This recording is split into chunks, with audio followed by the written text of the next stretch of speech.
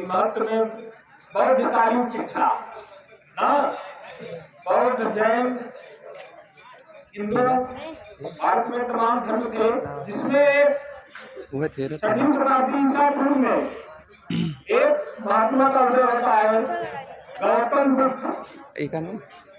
बच्चों, गौतम बुद्ध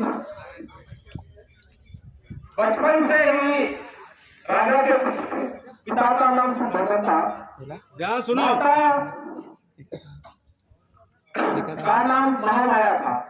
लेकिन गौतम बुद्ध के जन्म लेने के कुछ ही समय बाद, कुछ घंटों बाद, समय नहीं कुछ घंटों बाद उनकी माता महामाया का देहांत हो जाता है।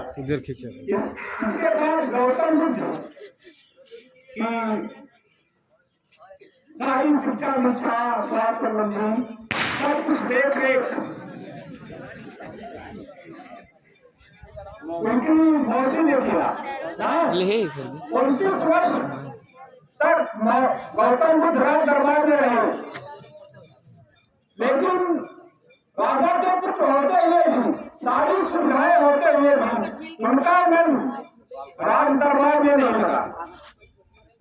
राजा का रूप उनमें नहीं आया।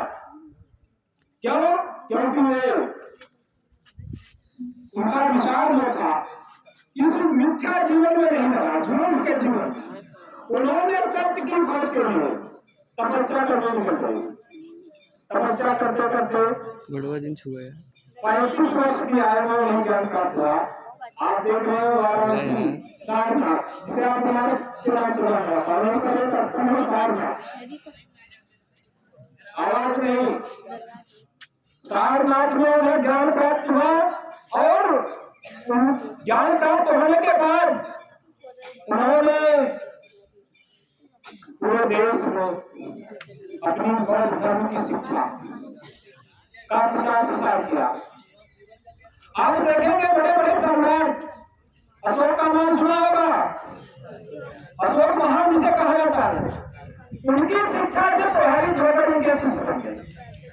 राजा थे अशोक ना, कलियुग हुआ था 200 के साथ। उन्होंने देखा कि इस युद्ध में अनायास लोग मारे गए, उनका हृदय ग्रंथ हो गया और उन्होंने धारण कर लिया। आज भी बौद्धकालीन शिक्षा हमें बहुत कुछ सिखाती है बच्चों। जैसे बौद्धकालीन शिक्षा में सत्य का ज्ञान, सत्य क्या है, बार बार चर्चा होती है आपके बीच में, आप झूठ मत बोलो, आवाज नहीं, बार बार चर्चा यह होती है कि झूठ मत बोलो। अगर आप झूठ बोलेंगे तो निश्चित रूप से दंड मिलेगा। दंड क्यों आपको मिलता है झूठ बोलने पर? क्योंकि आप अगर सत्य का पालन करेंगे, सही मार्ग पर चलेंगे ना, तो निश्चित रूप से आप आगे बढ़ेंगे। झूठ बोलेंगे तो एक झूठ बोलने पर उसे छिपाने के लिए 10 झूठ और बोलना पड़ेगा।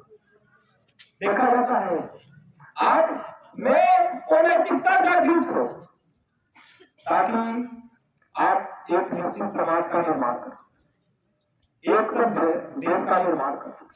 बौद्धकालीन शिक्षा भारत में ही नहीं पनपी तो भारत में, लेकिन उसका विकास कई देशों में हुआ।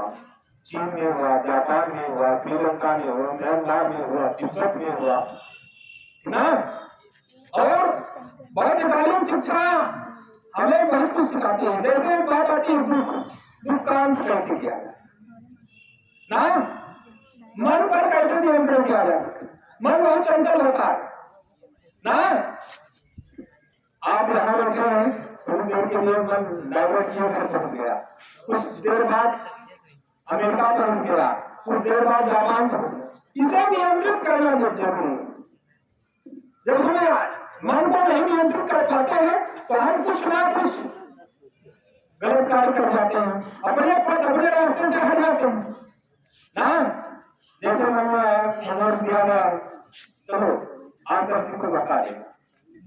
अब देखिए मन कितना चंचल ना, मन पर नियंत्रण कर ये मन को पहले आप नियंत्रित करेंगे तो निश्चित रूप से वास्तव में जो सत्य वो आ जाएगा।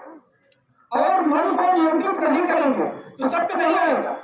हमें जो जिम्मेदारियां मिली, हमें जो सिखाया जाता है विद्यालय से, हमें घर से जो सिखाया जाता है, हम माता पिता सिखाते हैं, उसका सत्यता पालन करना चाहिए, अच्छा से पालन करना चाहिए। तब देखेंगे आप कि बौद्धकालीन शिक्षा का प्रभाव कैसे प्रज्वलित होता है, या कोई भी शिक्षा आधुनिक काल की शिक्षा का प्रभाव उस बौद्धकालीन शिक्षा से तुलना का अध्ययन करेंगे तो कैसे प्रभावित हो, ठीक है। तो गौतम बुद्ध के जो शिक्षाएं हैं, दुख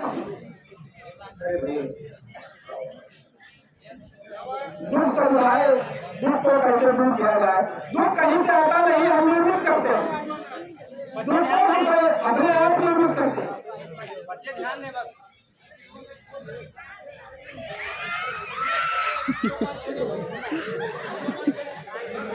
एक बहुत बड़ा कानून शिक्षा का प्रभाव है जो पूरे विश्व दर्शन में देखा गया। इसकी ध्यान देते हैं। धन्यवाद।